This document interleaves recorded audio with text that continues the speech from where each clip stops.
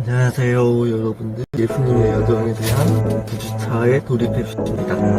이제 한 주만 더 지나면 예수님의 부활 사건을 통해 우리가 더 알 수 있는 예수님의 여정에 대해서 마무리하게 됩니다. 이번에 같이 볼 성경에 기록되어 있는 말씀은 마태복음 27장 62절부터 66절 말씀이에요. 그 이튿날 중기일 다음 날이라 대제사장들과 바리새인들이 함께 빌라도에게 모여 이르되, 주여, 저 속이던 자가 살아있을 때에 말하되 내가 사흘 후에 다시 살아나리라 한 것을 우리가 기억하노니, 그러므로 명령하여 그 무덤을 사흘까지 굳게 지키게 하소서.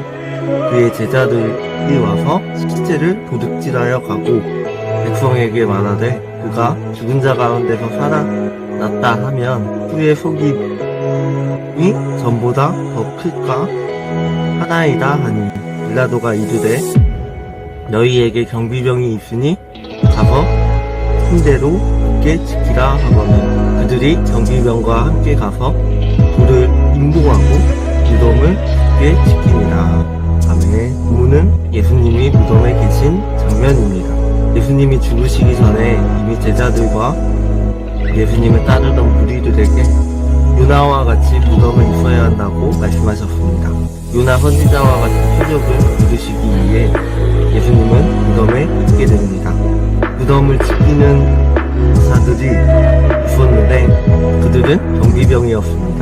그들은 바리새인들에게서 돈을 받고 무덤을 지켜달라고 했습니다. 그들은 여전히 예수님이 죽었다 살아나신다는 부활의 말씀을 믿지 않았습니다. 경비병들은 바리새인들에게 속아서 지키게 되었고 3일간 굳건하게 지켰다고 자부를 했던 것입니다.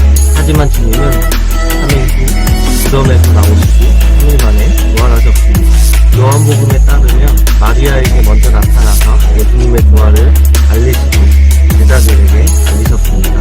부활은 예수님의 말씀이 이루어진 실제 사건이었고, 부활을 목격한 마리아와 제자들은 절망과 아무것도 할 수 없는 상황에서 희망을 보았고 주님과 함께 다시 교제를 나누기 시작했습니다. 주님을 믿는 자에게 소망이 있음을 보여주고 있습니다.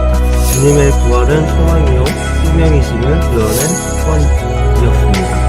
첫 번째 질문은, 나는 주님과 함께 죽었습니까? 아니면 바리새인들과 같이 욕심이 가득합니다. 저는 하나님 앞에서 보면 죄인입니다. 왜냐하면 죄인으로서 주님 앞에 죄를 고백하지 않는다면 주님과 함께 십자가에 그는 퇴색되고 무의미하다는 것을 봅니다. 주님과 함께 죽은 십자가의 의미를 알고 내가 죄인임을 고백하되 주님이 깨닫게 하시고 사랑과 은혜로 풍성하게 채워주실 것이고 함께 하시는 주님을 고백합니다. 하나님의 말씀을 통하여 깨닫게 하시는 하나님의 사랑을 고백하고 나아갑니다. 하지만 세상 속에서 살아갈 때 바리새인들과 같은 욕심도 마음에 자리 잡고 있습니다. 세상의 욕심을 따르려고 하고 세상의 것을 따르고 탐욕과 욕심으로 인해서 하나님을 멀리하고 하나님의 뜻을 거부하고